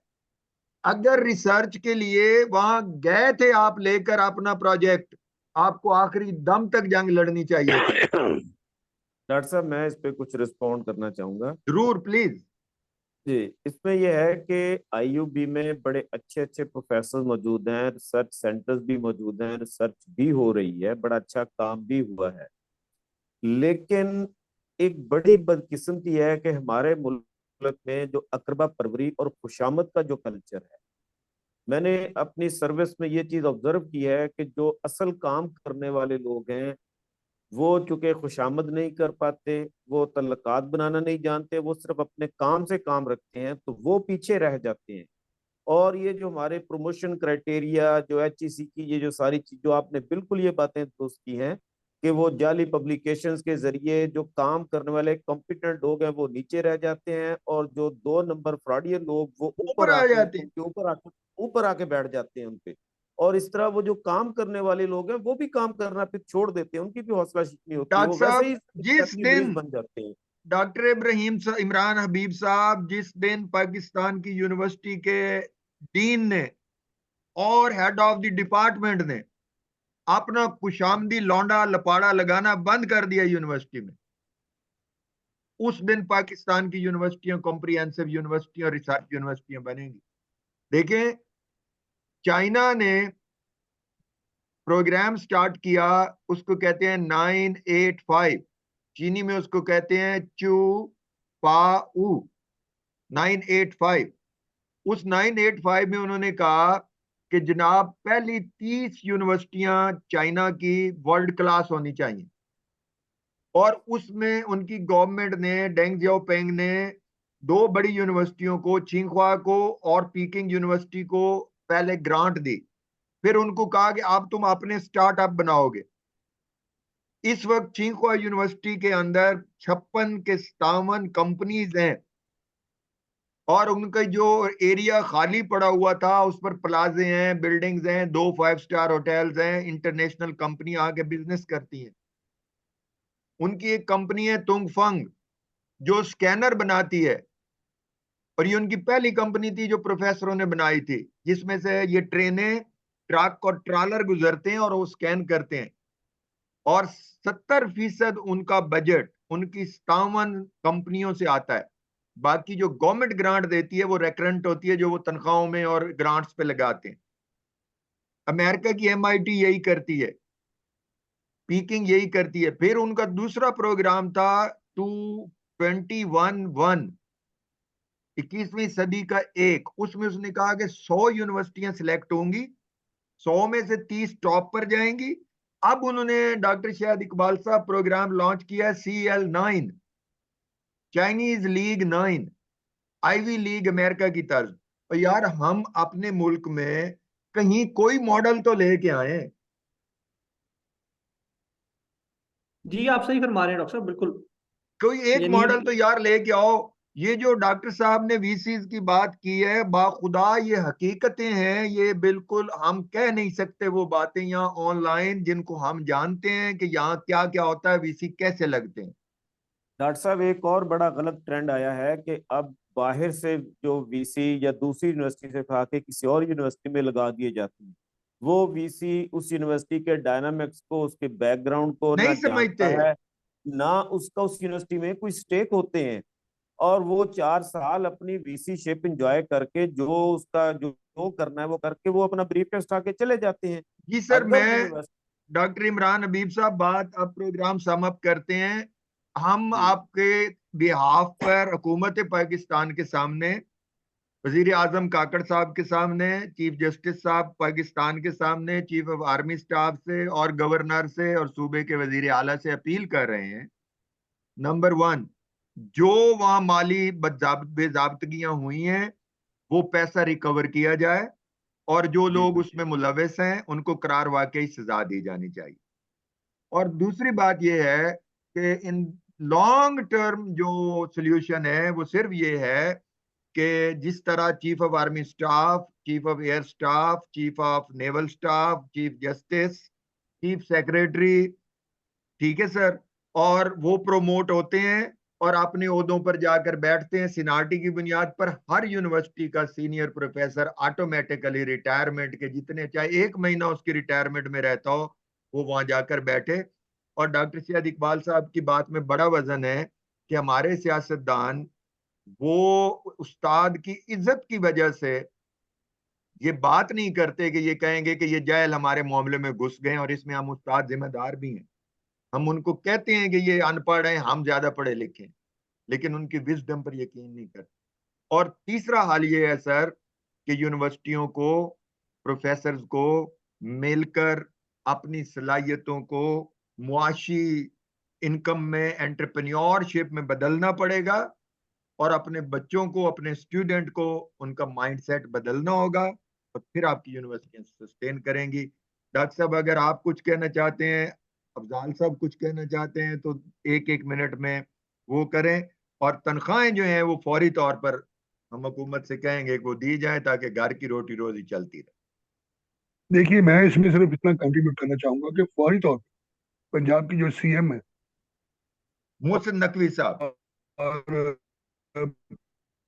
गवर्नर साहब, मौसम नकवी साहब, मैं तो हैरान हूं कि हमारे गवर्नर साहब डॉक्टर हैं, रात को सोते कैसे हैं? ये उनका घर है। वो जब भी बात है, तो इस्लामी के गेट के सामने से गुजरे, फौरी तौर पे इन लोगों के पास आके बैठे और उसी दिन इनको बेल आउट प्लान दे, इनकी तनख्वाहें दे।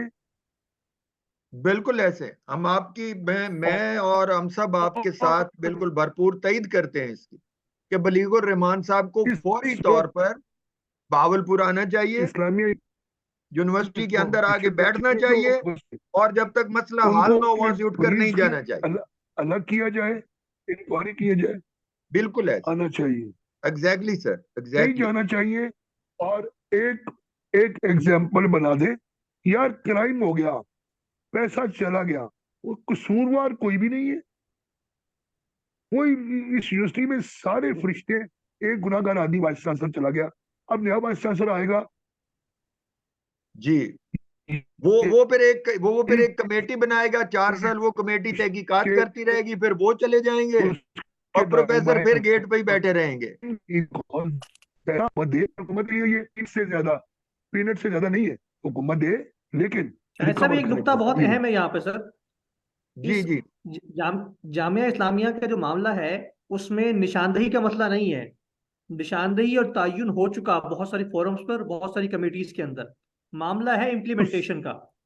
यस, यस, अब इम्प्लीमेंटेशन यही तो होनी चाहिए। हम, यही तो सर हम कह अब रहे हैं। सर मैं आखिरी बात करूंगा कि एक एचईडी की रिपोर्ट मुकम्मल जी, हो मैंने चुकी पढ़ी है। है, वो एक एचईडी की जी, रिपोर्ट पढ़ी है मैंने। एचईसी की हाई पावर कमेटी की रिपोर्ट मुकम्मल हो चुकी है।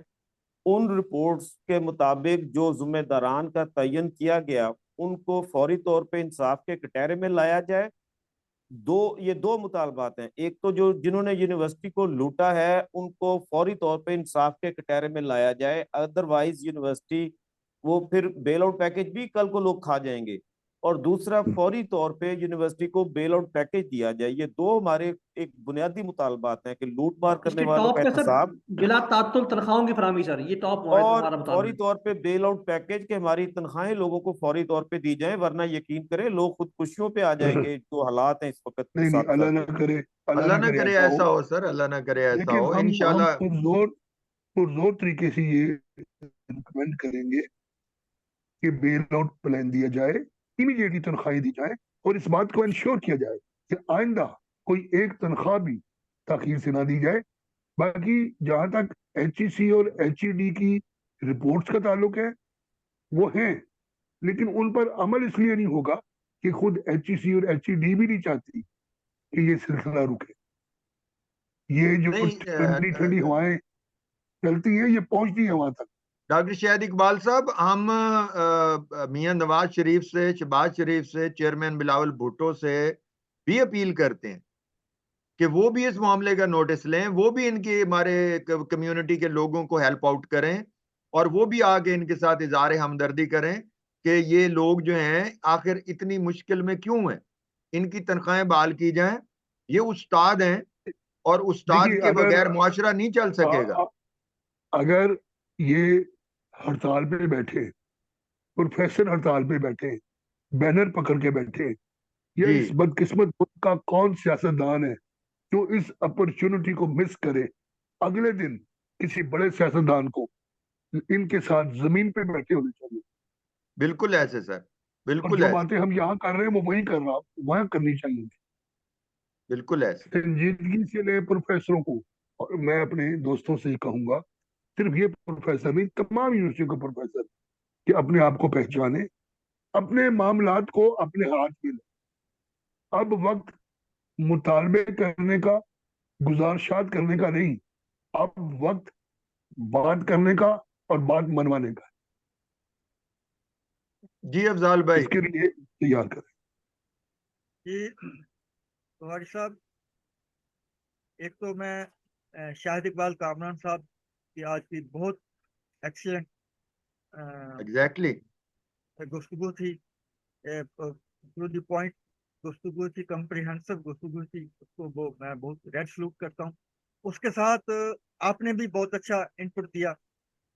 अब यहाँ पे मैं समझता हूँ दो पहलू हैं। एक तो करंट इशू है, हम यूनानिमसली सब उसको सपोर्ट करते हैं कि इन फौरी तौर पे बेल आउट पैकेज दे के इनकी तनख्वाहें दी जाए। एक मैं समझता हूँ कि इस इशू के हवाले से ही, जैसे अब ये सब साथी राव इमरान साहब, शाहिद साहब और आप सब जो ना पीपल प्रोफेसर फोरम, इतना एक वर्ल्ड क्लास फोरम है, ये मैदान में आया, तो इसका एक परमानेंट एजेंडा भी होना चाहिए।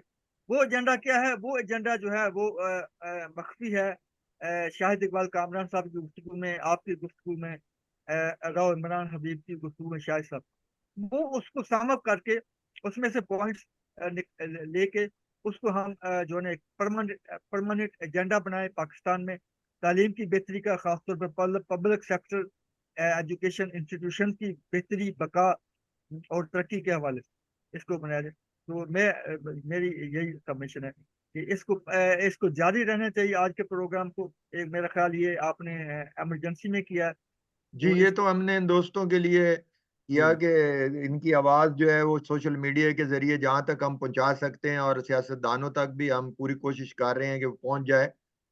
बाकी इंशाल्लाह इस पर काम करते हैं, एक बाकायदा कंसल्टेशन कमेटी बनाते हैं प्रोफेसर की पीपल्स फोरम में, और उनकी तरफ से एजुकेशनल रिफॉर्म्स का कोई बना के तो हुकूमतों के सामने रखेंगे इंशाल्लाह। आज के इसमें हम सर आपके साथ हैं, राव इमरान हबीब भाई, हम आपके सर साथ हैं, बहुत शहबाज साहब। शुक्रिया सर, नहीं नहीं, बहुत शुक्रिया का शुक्रिया। कोई ऐसा इशू नहीं है सर, ये आपका इशू नहीं है। ये आपके बच्चे अगर घर में भूखे बैठे हैं तो मेरे बच्चे भी भूखे बैठे हैं। आपकी इज्जत मेरी इज्जत है, हम एक हैं, और हम इसके लिए जंग लड़ेंगे इंशाल्लाह, और अपने हकूक हासिल करेंगे, और यूनिवर्सिटियों को देखिए, इनसे पास करेंगे ये इसको।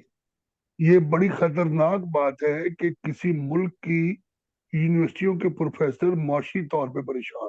परेशान हूँ सर, ये एग्जैक्टली ये सर, बहुत, एग्जैक्टली। ये आपका मसला नहीं है, ये इस मुल्क की हायर एजुकेशन पर बहुत बड़ा हमला किया गया, बहुत बड़ा हमला किया गया है, इज्जत नफ्स को मजरूह किया गया है। आप ये देखिए कि किसी की तनख्वाहें बंद नहीं होती। मैं नाम नहीं लेता इदारों का, आखिर क्यों यूनिवर्सिटी प्रोफेसर को इस हाल में आना पड़ा कि वो एहतजाज करें? आपको पता है कि आपकी यूनिवर्सिटी के एडमिशन ओपन है, नए जी स्टूडेंट्स आ रहे हैं, इससे बिल्कुल दाखिलों है। पे फर्क पड़ेगा, आपकी इनकम पे फर्क पड़ेगा। जो प्रोफेसर बैनर पकड़ के बैठता है उसकी इज्जत नफ्स मजरूह हो चुकी होती है। नहीं जब वो सर, घर जाता है डॉक्टर साहब सबसे बड़ा जो और इम्पैक्ट आएगा वो ये आएगा कि student will divert to another university. वो कहेंगे कि जी तो यूनिवर्सिटी बैठ गई, हम यहाँ पढ़ने क्या क्या तो करने जाएंगे। सर कोई ये कोई तो हम वाली बात वारिस कर है, कोई वाली वारिस है, कोई एचईडी है, कोई मिनिस्टर ऑफ एजुकेशन है, कोई गवर्नर है। मैं आपके इस फोरम की वसातत से अ, उन सब के हयात होने की दुआ करता हूँ, और मैं ये चाहता हूँ कि कल के एहतजाज में आप ये ऐलान करवाएं कि अगर किसी को वजीर आला नजर आए, गवर्नर नजर आए, एचईडी का चेयरमैन नजर आए, वजीर तालीम नजर आए, तो इस्लामिया यूनिवर्सिटी बहालपुर के प्रोफेसरों को फौरी तौर पर इतला दी जाए।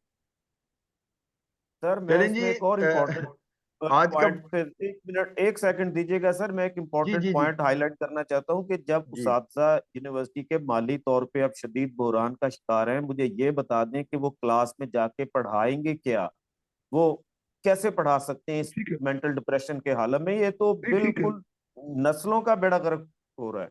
मैं सर आपको मिसाल दूं, मैं इंटरव्यू कर रहा था जब अपनी रिसर्च के लिए यूनिवर्सिटी अल्बर्टा के प्रोवोस्ट का, तो उसने मुझे 3 बातें कही थी। मैंने उससे कहा कि कुछ प्रोफेसर जो हैं वो नाखुश हैं यूनिवर्सिटी में। उसने कहा प्रोफेसर बात सुनो, हमारी जो पॉलिसीज हैं गवर्नमेंट की, यूनिवर्सिटी ऑफ अल्बर्टा की, वो ये है कि हम हर साल ये देखते हैं कि कितने प्रोफेसर के यहाँ डाइवोर्स हुई है। अगर उन्होंने डाइवोर्स किया है अपनी बीवी को, या बीवी ने मियाँ को डाइवोर्स कर दिया, तो they remain in tension. Number 2, उसने कहा कि हम ये देखते हैं कि कितने लोग हमारी यूनिवर्सिटी से जॉब छोड़ के दूसरी यूनिवर्सिटी में चले गए हैं, पोस्ट डॉक स्कॉलर्स और प्रोफेसर। तो इसका मतलब है हमारी पॉलिसीज उनके लिए टेंशन का बहस है। और तीसरा उसने ये कहा कि हम ये देखते हैं कि प्रोफेसर आपस में किस तरह कॉन्फ्लिक्ट में इन्वॉल्व होते हैं एक दूसरे के साथ। अगर वो नंबर ज्यादा हो जाए तो हम समझते हैं कि हमारी पॉलिसियां फ्लॉप हो गई। ये हैं जिंदा मुहज़्ज़िब कौमों की अलामात। और हमारे यहाँ ये होता है कि हमारे ऊपर एक बीए पास सीएसपी ऑफिसर बैठा होता है, और वो खुश हो रहा होता है कि जिस उस्ताद ने उसको पढ़ा कर वहां तक पहुंचाया होता है, वो खुश हो रहा होता है कि आज वो अजियत में बैठा हुआ है। ये है अलमिया आपके ये मुआशरे। अफसोस की बात। तो हम आपसे इजाजत चाहते हैं, जहां तक हमारे से हो सका हम इंशाल्लाह आपकी आवाज वहां तक पहुंचाएंगे भी सही। ये हमारी सोशल मीडिया का जो फेसबुक का पेज है, ये इंशाल्लाह बहुत दूर तक आवाज जाएगी। शायद इकबाल कामरान साहब के कालम जो हैं वो बहुत बहुत बड़ी बड़ी जगहों तक पढ़े जा चुके होंगे अब तक इंशाल्लाह। जो मेरे बस में है वो मैं करूंगा, जो आपके बस में है वो आप अपनी आवाज बनेंगे। बट आई वुड सजेस्ट कि इस वक्त सबसे बड़ा टूल जो आपके मसले को हल करेगा वो होगा सोशल मीडिया का टूल। आप हर प्रोफेसर अपने ट्विटर हैंडल को यूज करें, आप अपने फेसबुक को यूज करें, आप अपने इंस्टाग्राम को यूज करें, और एक स्पेशल पेज बना लें फेसबुक के ऊपर। कौन सी देर लगती है, उसके ऊपर अपने मसाइल को हाईलाइट करें। और जहां तक हो सके अपने सर, जब ये बेल आउट आ जाएगा, तनख्वाहें भी आ जाएंगी, यूनिवर्सिटी भी चल पड़ेगी इंशाल्लाह। लेकिन आप एकेडमिक कैपिटलिज्म अप्रोच अपनाएं, आप एंटरप्रेन्योरियल यूनिवर्सिटी बनाने की कोशिश करें, और अपने मजमून को इनोवेट करें, अपनी रिसर्च को बेहतरीन करें, ताकि आइंदा आपको इस किस्म का कोई क्राइसिस ना आए। बहुत शुक्रिया, thank you very much. Afzal बहुत भाई शुक्रिया। आपका बहुत शुक्रिया, आपने हमें फैसिलिटेट किया, आपने हमें जूम दिया। डॉक्टर साहब आपने बहुत कीमती वक्त दिया, आप दोनों हजरात आए, आपने बहुत कीमती वक्त दिया डॉक्टर साहबान ने। अल्लाह ताला आपकी मुश्किलें हल करे, और मेरे मुल्क की कोई यूनिवर्सिटी का प्रोफेसर, किसी इवन प्राइमरी स्कूल का टीचर भी इस मुश्किल से ना गुजरे। ओके सर, आमीन। अल्लाह हाफिज। अल्लाह। अस्सलाम वालेकुम।